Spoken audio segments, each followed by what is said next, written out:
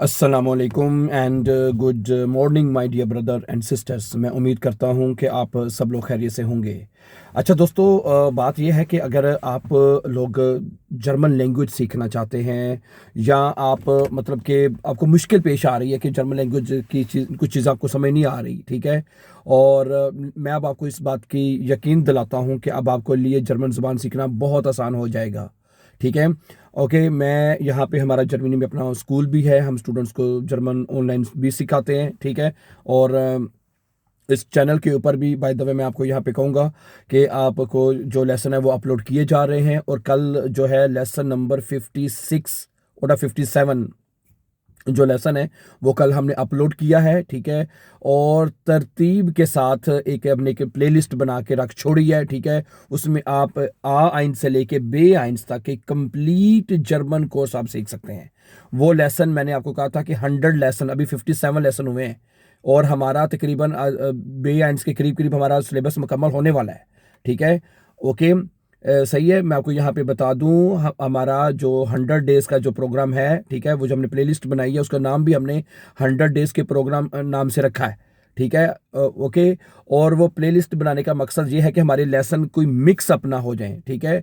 Okay. और वो जो बे आइंस के A1 से B1 के जो लेसन है वो आपको एक तरतीब के साथ, एक सीक्वेंस के साथ जो है वो आपको मिलते रहे, ठीक है। इसलिए आप उस प्लेलिस्ट को फॉलो करते हुए तमाम लेसन आप स्टेप बाय स्टेप सीख सकते हैं। और उसमें मेन जो बात है वो तमाम लेसन ग्रामर के साथ अपलोड किए गए हैं। और ग्रामर ये नहीं कि बहुत मुश्किल मेथड से या एक कॉम्प्लिकेटेड मेथड से ग्रामर अपलोड की गई है, बहुत आसान तरीके से।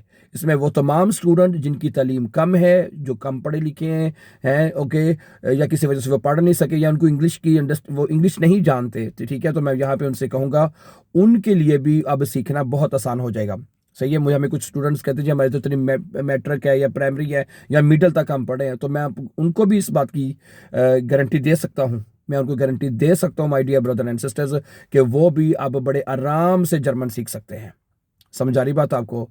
ओके। और इस ठीक है, इस वक्त मैंने आपको यहाँ पे मैं ये बताता चलूँ कि आपको जो मेन ग्रामर है ना जो आपको सीखनी है वो 4 जर्मन केसेस है जर्मन जुबान में। और इन 4 जर्मन केसेस में सिर्फ और सिर्फ आर्टिकल्स को सिखाया जाता है कि आर्टिकल्स क्या है।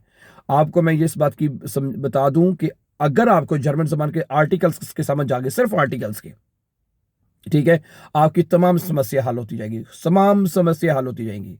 आपको सेंटेंस मेकिंग का जो मसला है, जुमले बनाने का जो वो मसला भी जो है वो आपका हल होता जाएगा, ठीक है। क्योंकि ठीक है, क्योंकि जो जब जुमले बनाते हैं तो उसमें जाहिर बात है आर्टिकल्स भी लिखे जाते हैं। क्या ख्याल है? उसके बाद फिर आपका जो मसला है स्पीकिंग का, राइटिंग का, तो वो तमाम चीज़ें बेसिकली अगर देखा जाए जो कि हमें इन आर्टिकल्स के साथ जुड़ी होती हैं, ठीक है। स्पीकिंग में, मैं स्पीकिंग में बार बार बात कर रहा हूं कि स्पीकिंग में मैं ये कहना चाहूंगा कि स्पीकिंग में आपको आर्टिकल्स की ज़रूरत नहीं होती बोलने की, है उसके बगैर ही मतलब कि आप बोल सकते हैं।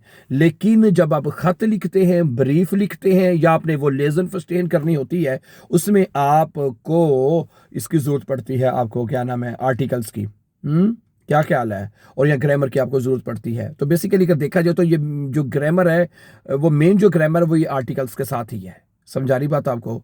ठीक है, तो इसलिए आपने तो आपने घबराना नहीं है। सप्रेशन में वो ग्रामर की गलतियां नहीं निकालते, वो सिर्फ ये देखते हैं स्पीकिंग में। स्पीकिंग वो इस बात का ख्याल रखते हैं कि क्या बंदा बात को समझ रहा है और क्या बात जो उसको बता पूछी जा रही है क्या उसको वो समझ के सही जवाब दे रहा है। इतना तो बंदा जो जर्मनी में रहता है ना वो तो बड़े आराम से कर सकता है।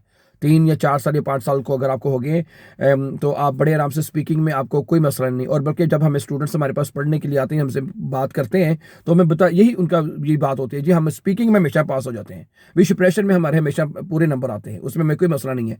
और बल्कि आप यकीन करेंगे, मुझे कल एक बंदे का यहाँ से म्यूनशन से फ़ोन आया, ठीक है, हमारे भाई का, वो मुझे बताया जी, कहता है मैं 6 दफ़ा मैंने इम्तिहान दिया, ठीक है। ओके, एक हमारी बहन का भी फ़ोन आया, उन्होंने दोस्त के 3 दफ़ा बता रही थी कि मैंने 2 या 3 दफ़ा एग्ज़ाम दिया और हर दफ़ा वो उन्होंने कहती है जी मैं बेएंस के शिप्रेशन में पास हो जाती हूँ, हैं। शिप्रेशन में हमेशा मेरे पूरे नंबर आते हैं, कभी 100 में से नंबर आते हैं शिप्रेशन में, कभी 85, कभी मतलब 75 वाला बाय द वे पास होता है 100 में से। तो वो उनके 75 से ऊपर ही नंबर होते हैं नॉर्मली सबके स्पीकिंग में। समझा रही बात आपको? क्योंकि मैंने जैसे बताया ना, जारी बात है, जर्मनी में जब आप रह रहे हो 4-5 साल से, तो आपकी लोगों से कम्युनिकेशन, बातचीत, ये कर उसको सुना के हैं। मोस्टली पीपल जो है जर्मन फिल्म कंपनीज में जॉब करते हैं, इसलिए उनको वो स्पीकिंग में मसला नहीं होता, ठीक है। बहुत बात भी कर लेते हैं, समझ भी लेते हैं चीज़ों को, ठीक है।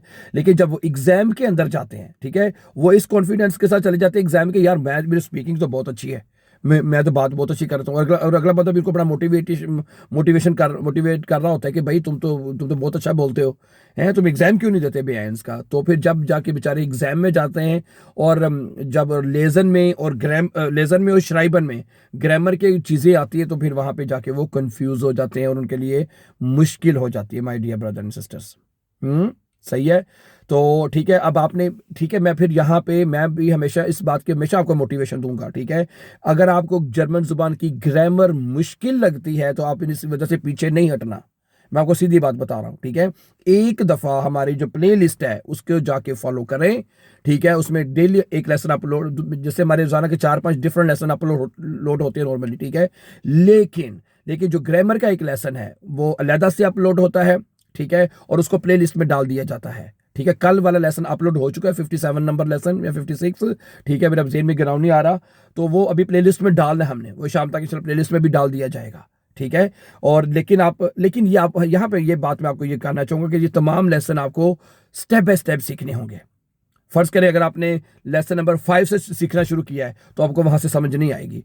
अगर आप लेसन नंबर 1 से सीखेंगे ना, फिर आपको समझ आएगी। क्यों? इसकी वजह बताता हूं मैं आपको। देखें, उसकी वजह ये है कि हर लेसन एक दूसरे, क्योंकि ये सारे ग्रामर के साथ लेसन है ना, ग्रामर के साथ लेसन है, ठीक है। तो इस वजह से आपको हर चीज़ ग्रामर के साथ ही स्टेप सीखनी होगी। जब आप देखेंगे लेसन नंबर 1 में, अच्छा मुझे आर्टिकल्स के बारे में बताया है, देर है, दी है, दस है ये आर्टिकल्स हैं। और मतलब कि प्लूरल में फिर अगले लेसन में बताया गया जी, जब प्लूरल में आर्टिकल्स कैसे लिखे जाते हैं, वो दी के साथ लिखे जाते हैं प्लूरल केस में, ठीक है, प्लूरल नाउन्स के साथ। तो ये स्टेप बाय स्टेप चीज़ें सिखाई गई है। फिर उसके बाद अकोजाटिव शुरू हो जाता है। अच्छा, अकोजाटिव की पहचान क्या है, अकोजाटिव के आर्टिकल्स कैसे लिखे जाते हैं। तो ये तमाम चीज़ें my dear brother and sisters, ठीक है, आपको, ठीक है, बहुत ही आसान मेथड के साथ इसी हमारे यूट्यूब के चैनल के ऊपर, ठीक है, ओके, 100 डेज के नाम से मैंने एक प्लेलिस्ट बनाई हुई है, ठीक है। और उसमें आप तरतीब के साथ लेसन सीख सकते हैं।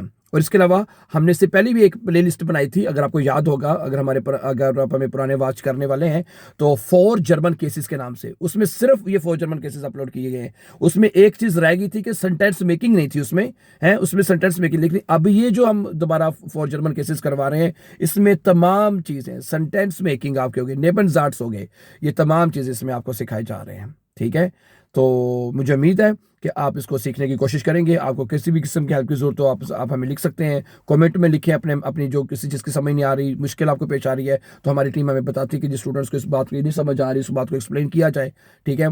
लास्ट टाइम आपके क्वेश्चन में जेन में आ रहा है कि आपने आउस का जो रात को जो लेसन है वो हमने आउस प्रेपोजिशन के ऊपर अपलोड कर दिया है। आपने बताया था कि फुन और आउस प्रेपोजिशन में क्या फ़र्क है। इससे पहले हमने जो डाटिव के मिथ प्रेपोजिशन पढ़ लिया है, बाय पढ़ लिया है, फुन पढ़ लिया है, और आउस प्रेपोजिशन कल के लेसन में हमने चौथा प्रेपोजिशन जो है वो पढ़ लिया है। टोटल 4 प्रेपोजिशन इसके हो चुके हैं डाटिव केस के। और हमने 10 प्रेपोजिशन जो है वो हमने डाटिव केस में सीखने हैं। समझा रही बात आपको? डाटिव केस प्रेपोजिशन के बाद हमारा डाटिव केस भी मुकम्मल हो जाएगा। उसके बाद फिर इंशाल्लाह हम गेनेटिव शुरू करेंगे, देन ये हमारे 4 केसेस मुकम्मल।